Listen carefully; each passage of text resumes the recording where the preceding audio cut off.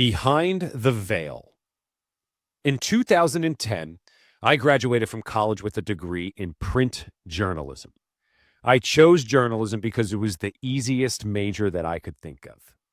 I still remember sitting with my mom, going through the catalog of things to study, and settling on journalism. "You're such a good writer," she said to me. But inside, I was thinking, there's no tests, only essays. Jackpot. You see, at this stage of my life, I was 100% certain that I would be playing in the NBA someday, and I simply couldn't allow trivial distractions like studying get in the way of my hoops dreams. My major is basketball, I would say. Well, you know how this story ends. I did not make it to the NBA, at least not as a player. After my college basketball career ended, I was left with a vanquished dream and a degree that I wanted nothing to do with. For the first year, I actually was a journalist. I worked in the sports department of the New Haven Register in New Haven, Connecticut. I found the workplace to be remarkably dreary. It was just a huge open room with desks scattered about and a constant low hum of phones ringing and people typing away on their computers. My supervisor was hardly aware of my existence. I would be given the lowest possible busy work, like calling local high school volleyball coaches to record the team's stats so we could print the box scores in tomorrow's paper. As I began to realize that nobody had any clue that I was even there, I just stopped showing up. I would be gone for weeks at a time. I would pop back into my supervisor's office on my rare trips to the office just to show face. As you now know, I did not last as a journalist. I quit after 1 year. The next year, it was time to try something new. I was going to be a substitute high school teacher, and I joined the workforce at New Haven Academy, also in New Haven, Connecticut. I decided that I was going to be the cool sub. I would just let the kids talk quietly amongst themselves and enjoy a light period. Well, on the very first day of school, I immediately lost control of the class. The kids were getting so loud and rowdy that I began scrambling to regain control. One of the students jumped onto her desk and began to dance. The rest of the class was loving it, but I was in a complete panic. The school had a security officer who would roam the hallways. He was not a policeman, but he was a very likable fellow, and I needed some help, so I paged him. A few minutes later, he walked into the classroom to find quite the rambunctious scene. I motioned towards the student dancing on her desk and signaled that I needed help. He sauntered his way over to the student and said, "Hey, come on now. Get down from the desk." The student turned to him, raised her middle finger, and said, "Fuck you. I do what I want." The officer turned back to me and said, "Well, I tried," and sauntered out. I quit that job after the school year. Barely out of college, I already had 2 failed career attempts, and I had no idea what I would end up doing with my life. One day, while watching my favorite show, The King of Queens, with one of my best friends, he asked me the classic question when you're trying to decide on a career. "What do you like doing when you don't have to do anything?" he asked. I was frustrated with this big life decision that I had to make. "I can't think about this right now," I said. "I'm going to the gym." He stopped, looked at me, and said, "Do that? Be a strength and conditioning coach." At the moment, it sounded reasonable. I liked the idea of wearing shorts to work every day, and the strength and conditioning coach that I had in college was awesome, and he seemed to love his job. I decided to take the first step. The next day, I walked into my college strength and conditioning coach's office and asked him what he thought. Without answering me, he turned to his bookshelf, grabbed a huge textbook, and dropped it on the desk in front of me. "If you want to be a strength coach, you've got to learn this book," he said. I flipped through the pages for a moment. "Okay," I said. "I can do that." He continued, "And you can intern for me this coming school year." That was good enough for me. I was in. Now, you've got to put yourself in my shoes. I had a degree in journalism. I knew nothing about exercise science, My only experience was in being the athlete going through the workouts. I didn't know any of the methods behind the madness. I still remember opening that textbook and seeing actin and myosin cross bridges on the very first page. It may as well have been written in Chinese. Each excruciating page was filled with things I had never heard of. I had to Google every other word to find out what the heck it was. It was a painstaking process, a process that I didn't quite understand either, because after all, I knew everything there was to know about working out, or so I thought. The interesting thing about fitness is that the world does not think they know how to work out. They know how to work out. Why else would 95% of the gym goers in the world show up to their local health club and go at it alone? I was the same way. I thought that fitness was simply a game of mental toughness, intensity, and volume. Do more, go harder, do it longer. Almost immediately, I was blown away by the complexity of the human body, and I was just getting started. I spent a few years making my rounds as an intern, but eventually I had to get a job. I loved the idea of working in sports, but the only places willing to hire me were local gyms looking for personal trainers. This journalism degree was really getting in my way. Every exciting job posting had the same paragraph. Job requirements. Must have 3 years of experience and a degree in exercise science, kinesiology, or a related field. After months of getting turned down for jobs, my mom started to apply some pressure. I had to get going here. If you really want to work in sports, you should send an email to all of the strength and conditioning coaches and see if they have any openings, she said. Of course, as a know-it-all kid, I scoffed at the idea. But later that night, I decided she was right. I pulled out my computer and sent an email to every single strength and conditioning coach in professional baseball.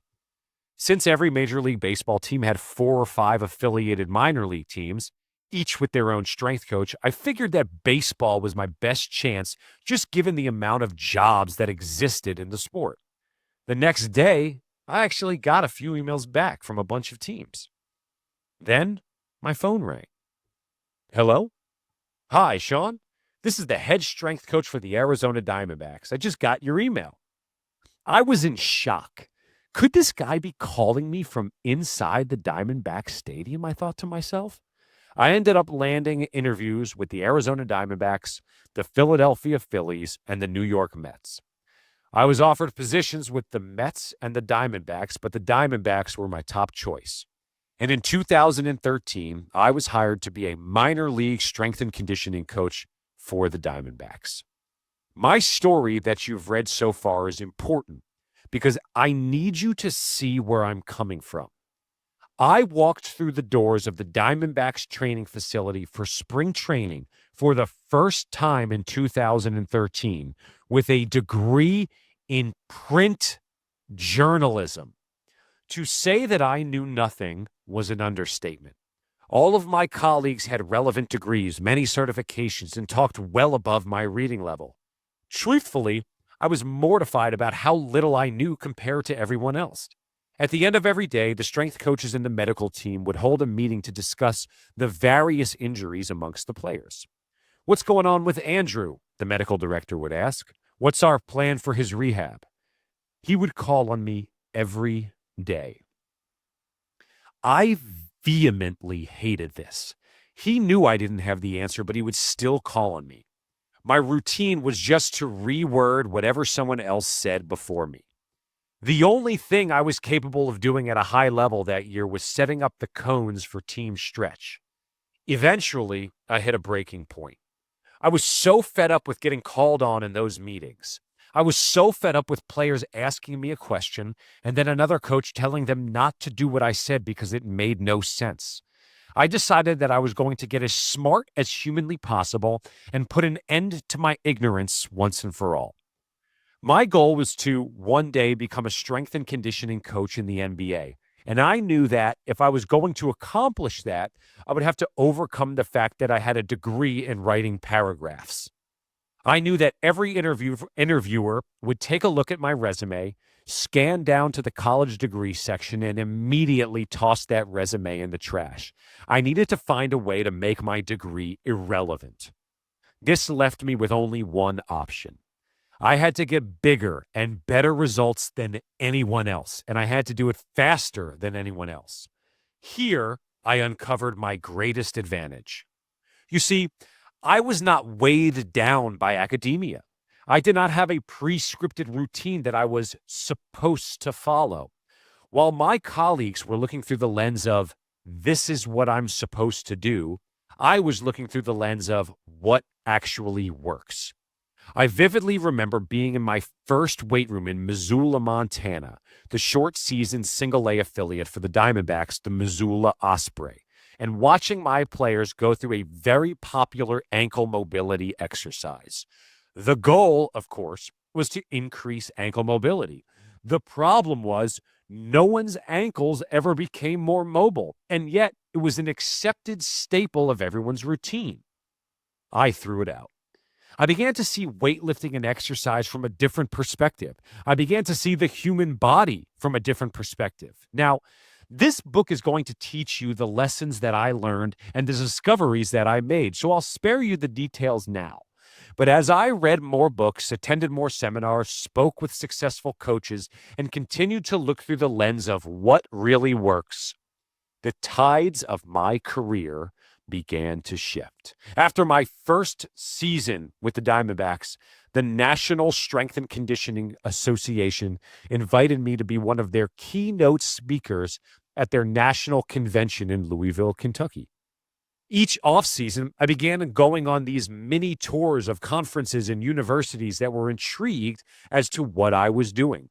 I was developing quite a reputation. People were noticing that I was doing things quite a bit differently than anyone else, and the results were striking. Soon, NBA teams began to take notice. In my fourth season with the Diamondbacks, I was working in Mobile, Alabama with the Diamondbacks' AA affiliate, the Mobile Bay Bears. We were on the road in Montgomery, Alabama, and I was standing in the outfield during batting practice when my phone rang. On the other end was the Los Angeles Lakers. They wanted to fly me out and interview me for their open strength and conditioning position. I didn't tell anyone. The next morning, I took an Uber to the local Macy's to get a suit. I got a purple tie for Lakers colors. Next, I went to get a haircut. A few days later, on our off day, I left my Mobile, Alabama apartment at 3:30 in the morning to head to the airport to catch the first flight to Atlanta, where I would then pick up a flight out to Los Angeles. I landed at LAX several hours later, went down to the baggage claim area, walked into the handicapped stall in the bathroom, and changed into my suit. I hailed a cab to the Lakers training facility in El Segundo. There I sat in the waiting room of the Lakers practice facility. I remember thinking how cool it was that this is where Shaquille O'Neal and Kobe Bryant trained for many years. Maybe I would see them while I was here. For the next few hours, I went through the interview process. I interviewed with the performance and medical staff. I interviewed with the general manager. I interviewed with the head coach. When it was over, I hailed another Uber back to LAX to catch a flight back to the Bible Belt, where I would meet the team in Biloxi, Mississippi. No one knew a thing. About a week later, the Lakers called and offered me the job. The funny thing was that in the entire interview process, no one ever asked me about my journalism degree. They simply wanted to know how the heck I was able to deliver such crazy results, and would I be able to bring that to the NBA. This is the Flammarion engraving. If you look closely, you can see a man in the bottom left corner of the engraving. The man is living in the normal world, but he's a curious man. You can see that he's poking his head through the veil of the universe to see its inner workings. He's looking to find out how all of this really works. This painting is centered on the wall behind me in my office because I am that man. This is what I do. This is how I was able to go from journalism degree to NBA strength coach in just 4 years. This is how I've been able to help so many people get out of pain, recover from illness, and unlock a level of health they never thought possible. All of that came from looking through the lens of what actually works. I do not know why you are reading these words. I assume you are looking to do something similar. You may be in pain and desperately seeking a solution. You may be sick and looking for an alternative strategy.